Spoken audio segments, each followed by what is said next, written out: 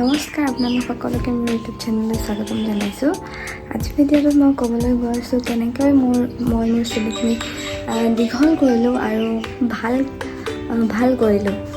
আৰু মই মানে মোৰ মায়ে চব কৰি দিয়ে আৰু ভিডিঅ'টো শেষলৈকে চাই থাকিব, কাৰণ মই আজি ক'বলৈ গৈ আছোঁ কেনেকৈ আৰু কেলে তিল পাতে আমাক হেল্প কৰে হেয়াৰ গ্ৰ'থৰ কাৰণে। তেনেহ'লে ব'লক ভিডিঅ'টো ষ্টাৰ্ট কৰোঁ।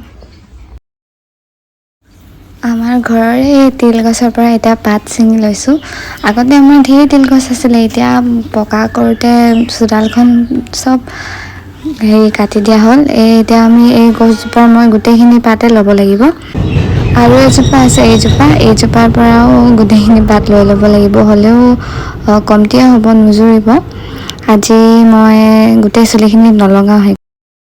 এতিয়া পাতখিনি আমি ধুই ল'ম, খালি ধুওঁতে বেছি জোৰকৈ চেপি নিদিব, নহ'লে ৰসখিনি ওলাই যাব যে।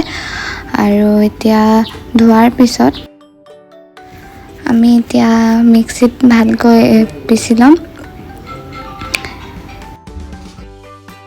এয়া দেখিলেনে, বেছিকৈ নহ'লেই মোৰ গোটেই চুলিখিনি নহ'বই, যিহেতু মোৰ চুলিখিনি দীঘল।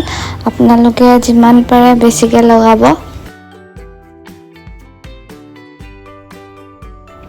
এয়া এতিয়া মই লগাবলৈ ষ্টাৰ্ট কৰিম। এয়া পিছপিনে মায়ে লগাই দিছে, মই ভালকৈ লগাব নোৱাৰোঁ কাৰণে, আৰু মায়ে লগাই দিয়ে।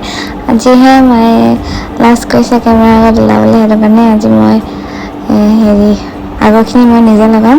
আৰু বেছিকৈ নাইও, সেইটো কাৰণে গুৰিতে লগাইছোঁ। আপোনালোকে ভালকৈ গুৰিত লগাব আৰু গুৰিৰ পৰা চুলিলৈকে চবতে লগাব। আজি মোৰ কমটি হৈ গ'ল কাৰণে মই ভালকৈ লগাব পৰা নাই, হ'লেও গুৰিত লগাইছোঁ। ভালকৈ লগাই হৈ যোৱাৰ পিছত আধা ঘণ্টা থৈ দিব। আধা ঘণ্টাতকৈ কমো নথ'ব আৰু আধা ঘণ্টাতকৈ ইমান বেছি টাইমো নথ'ব। 45 মিনিটছমান থ'লেও একো নহয়। আৰু ধোৱা টাইমত আপোনালোকে চেম্পু নলগাব পাৰিলে। মইতো একদমেই চেম্পু নলগাওঁ ধোৱা টাইমত, হ'লেও লগালেও একদম অলপ লগাব। এইবোৰ চব সৰুৰ পৰাই মায়ে লগাই দিয়ে, সেইকাৰণে আৰু কিবা কিবি লগাই, যেনেকৈ ঔটেঙাৰ বীজটো লগাই দিয়ে, জবা ফুলৰ পাতটো এনেকৈ ৰসখিনি লগাই দিয়ে, আৰু ধেৰ কিবা কিবি লগাই মায়ে সৰুৰ পৰাই। এয়া এতিয়া মই চুলিখিনি ধুই আহিলোঁ, চুলিখিনি শুকোৱা নাই। শুকোৱাৰ পিছত আপোনালোকক ৰিজাল্টটো দেখাই আছোঁ। এয়া এতিয়া মোৰ চুলি শুকাই গ'ল। এয়া চব ৰিজাল্ট মানে হেয়াৰ গ্ৰ'থটো আৰু বাকীবোৰ বেনিফিটটো এতিয়া গম নাপাব, কিন্তু আপোনালোকে এবাৰ ইউজ কৰোঁতে আপোনাৰ চুলিখিনি বহুত ছফ্ট হৈ যাব, সেইটো আপোনালোকে ন'টিছ কৰিব পাৰিব।